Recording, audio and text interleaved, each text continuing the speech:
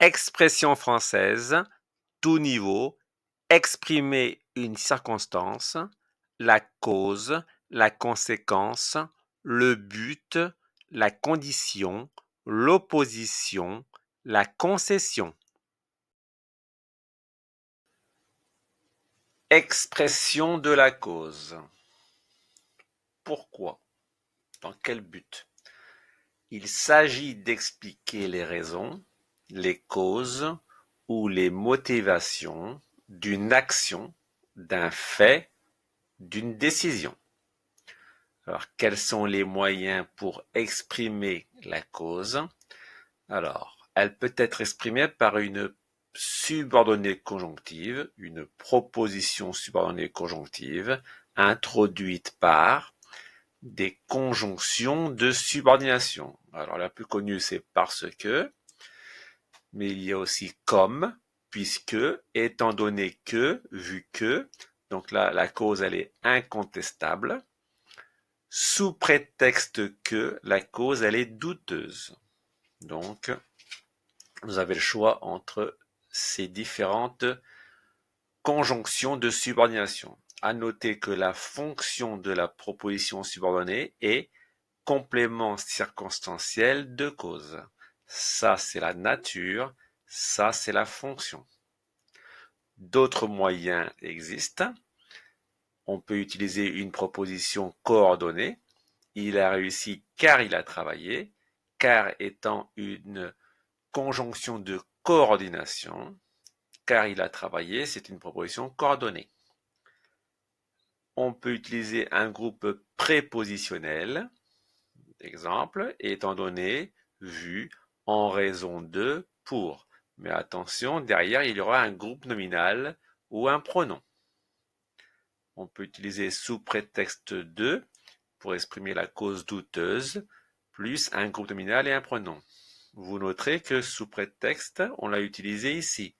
Mais la différence, c'est qu'il y a sous prétexte que, derrière, il y aura un verbe, donc une proposition. C'est pour ça qu'on va appeler ça une proposition subordonnée. Alors que là, sous prétexte de, il y aura un groupe nominal. C'est pour ça qu'on appelle cela un groupe prépositionnel.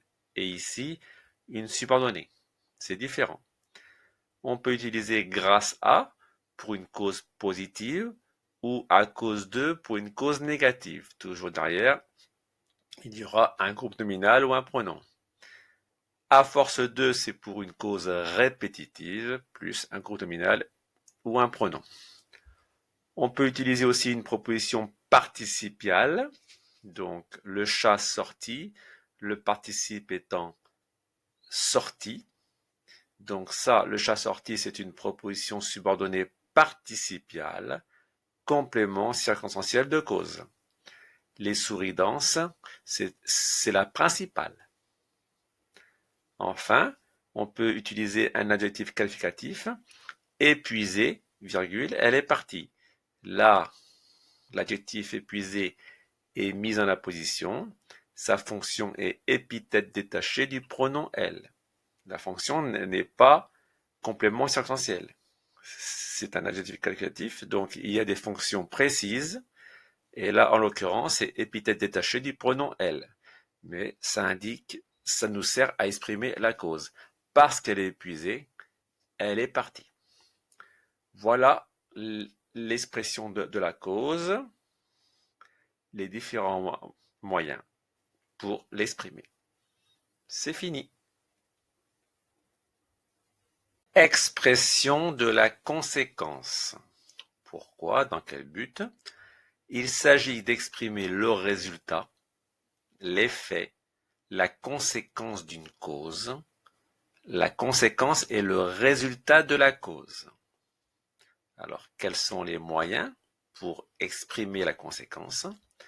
Alors, elle peut être exprimée par une proposition subordonnée conjonctive, introduite par les conjonctions de subordination. Alors, attention, il y a deux sortes que, si bien que, par exemple, elle a été tellement déçue, si bien qu'elle est partie.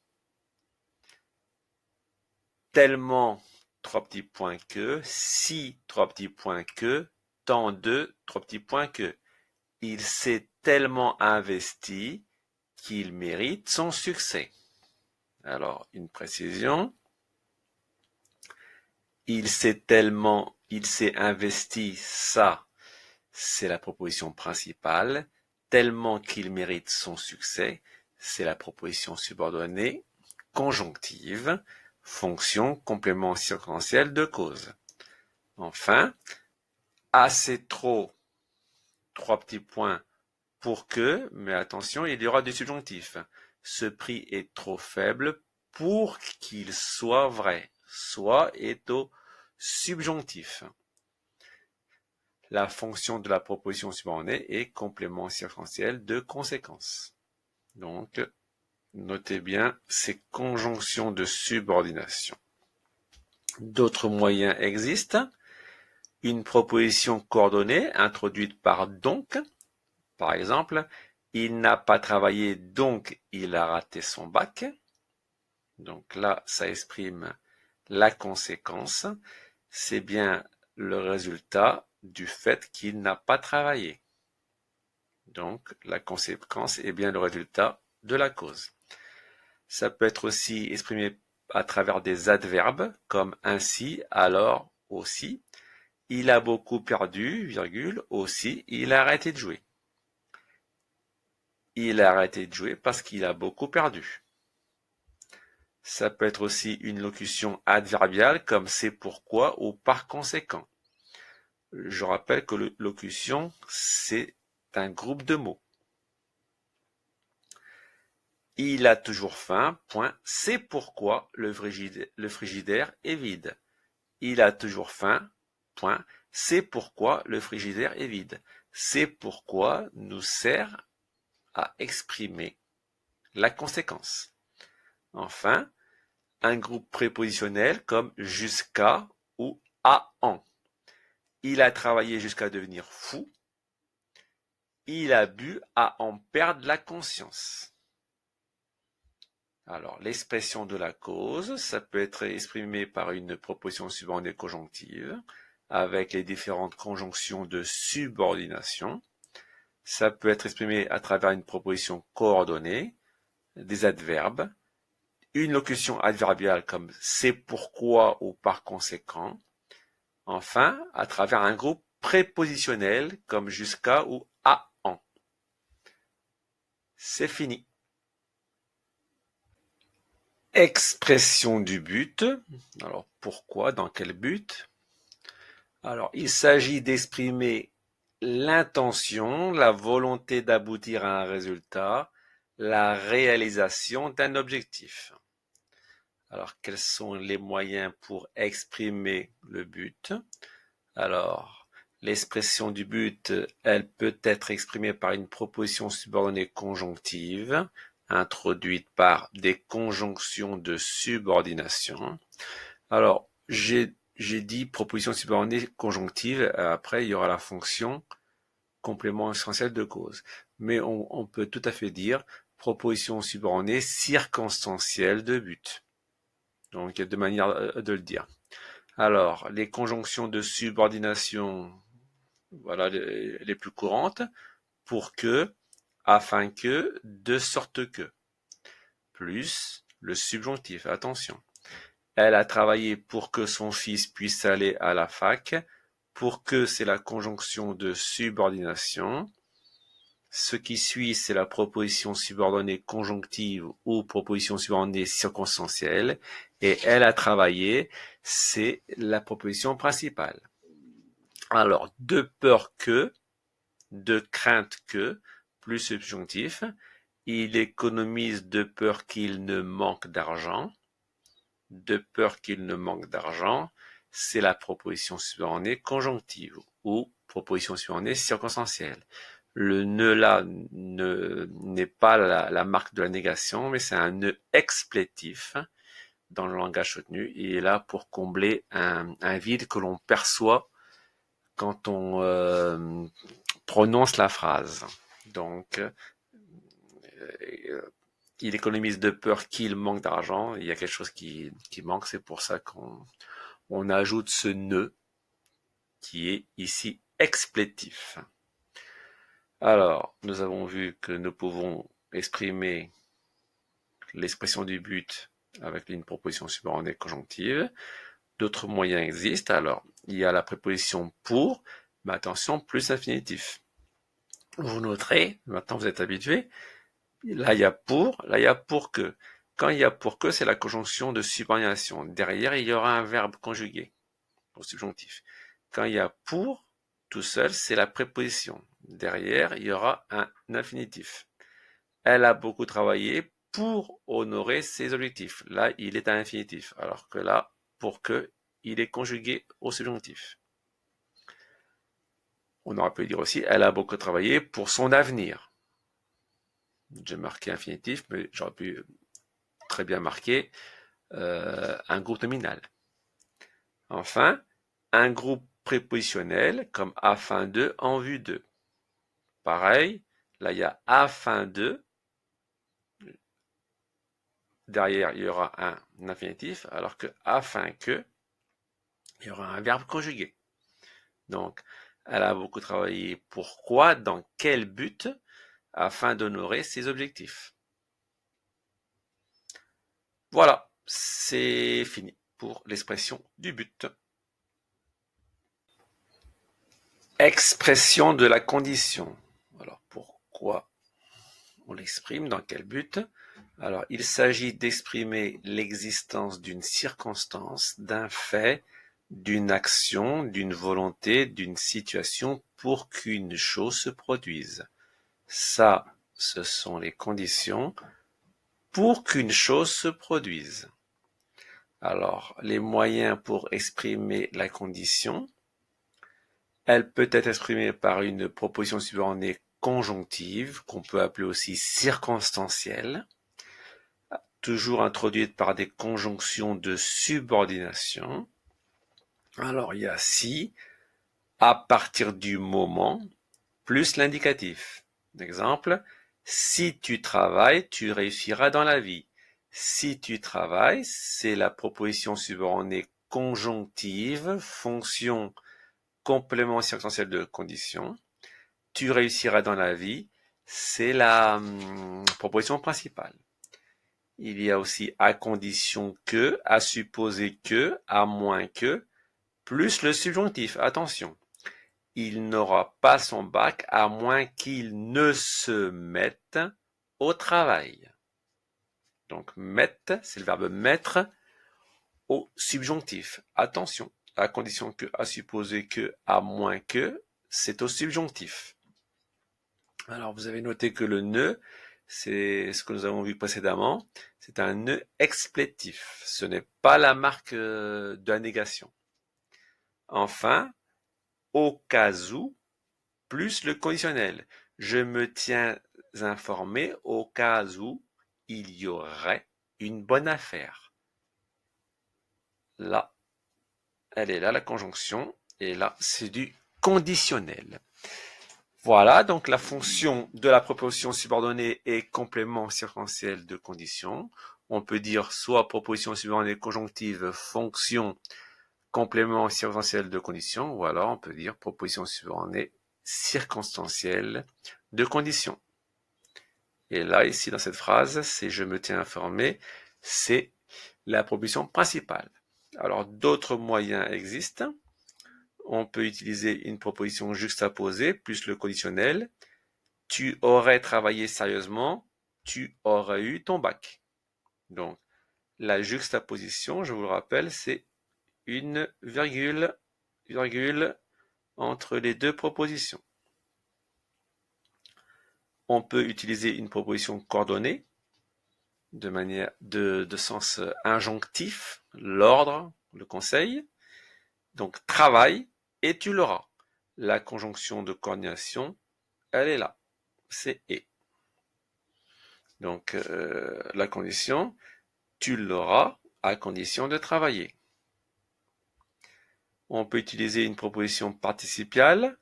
Étant honnête, tu ne risques rien. Si tu es honnête, tu ne risques rien. Là, le participe, il est là. C'est un participe présent. Je vous invite à revoir la fiche sur les participes. Enfin, on peut utiliser un adjectif qualificatif, épithète détaché, sérieux, virgule, tu aurais gardé ton travail. Si tu avais été sérieux, tu aurais gardé ton travail. Attention aussi à la concordance des temps. Donc, quand on mêle le conditionnel, ici c'est le conditionnel passé, pareil. Donc, il faut regarder la fiche sur la concordance des temps.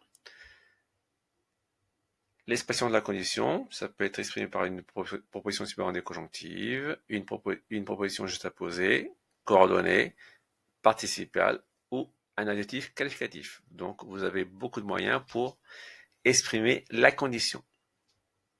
C'est fini.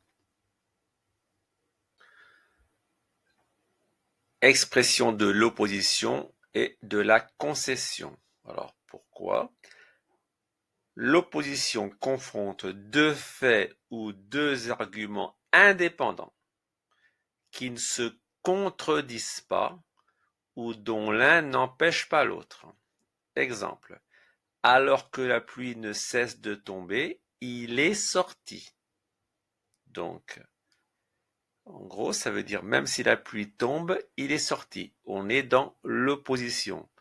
Le fait qu'il y ait de la pluie, alors quand je dis qu'il y ait, c'est le subjonctif du verbe avoir, hein, ce n'est pas le verbe être. Hein. Le fait qu'il y ait de la pluie, cela ne l'a pas empêché de sortir. Donc, il n'a pas empêché l'autre. La concession, c'est un peu différent. La concession intervient entre deux faits ou deux idées étroitement liés, alors que là, ils étaient indépendants et opposés, dont l'un devrait empêcher l'autre. Et attention, c'est devrait, c'est le conditionnel. Exemple, bien qu'elle n'ait pas révisé, elle a eu son diplôme. Alors ça, cela aurait dû avoir pour résultat un échec de son diplôme.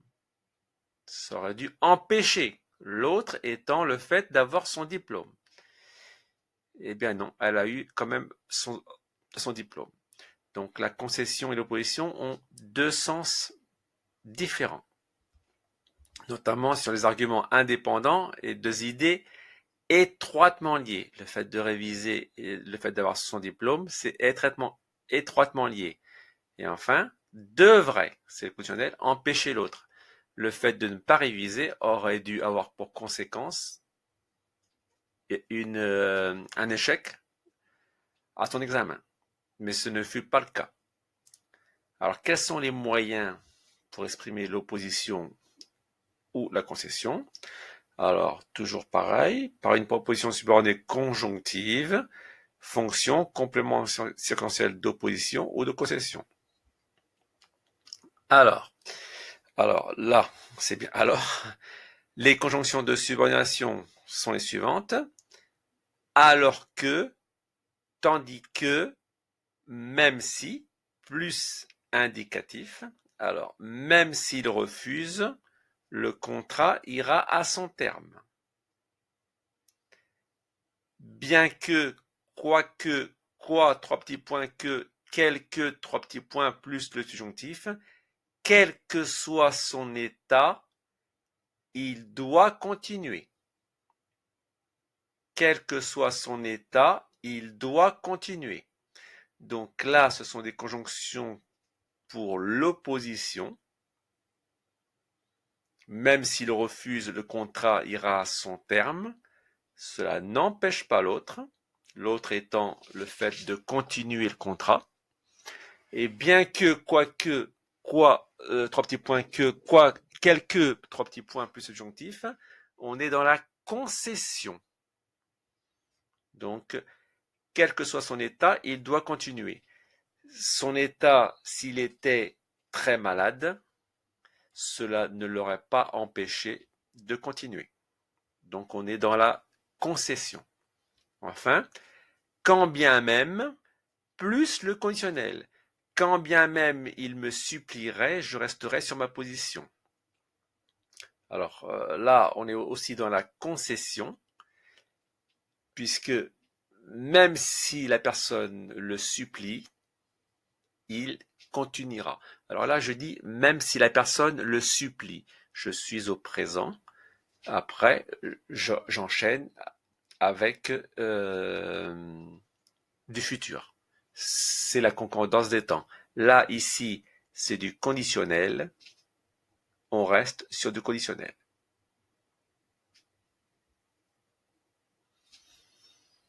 D'accord? Donc, d'autres moyens existent. Une proposition coordonnée introduite par mais, en revanche, au contraire, néanmoins, toutefois, par exemple, il n'est pas content, mais il accepte le marché. Il n'est pas content, mais il accepte le marché. Donc, nous voyons bien la conjonction de coordination. On peut utiliser une proposition juste à poser avec l'expression avoir beau dans la principale. Il a beau râler, il fera ses devoirs. Il a beau râler, il fera ses devoirs. Donc là, il faut toujours se poser la question si l'un n'empêche pas l'autre ou l'un devrait empêcher l'autre. Donc, il a beau râler, il fera ses devoirs. Donc là, on est dans l'opposition. Même s'il râle, il fera quand même ses devoirs. Ce n'est pas une question de devrait. On peut utiliser un groupe nominal prépositionnel au contraire de, malgré, au lieu de, malgré son échec, il reste optimiste. Là, on est plutôt dans la concession, puisque son échec, normalement, aurait dû le rendre pessimiste. Eh bien non, il reste optimiste. Donc, l'échec devrait empêcher l'autre, l'autre étant le fait de rester optimiste. Mais non, donc on est dans la concession. Enfin, un gérondif, je vous rappelle, c'est la préposition en plus le verbe finissant par ant. Donc là, il s'agit du verbe être. Même en étant diminué, il continue le match. Même en étant diminué, il continue le match. Voilà pour l'expression de l'opposition et de la concession. Essayez de faire une distinction entre l'opposition et la concession. Et puis vous avez plusieurs moyens. Voilà, c'est fini.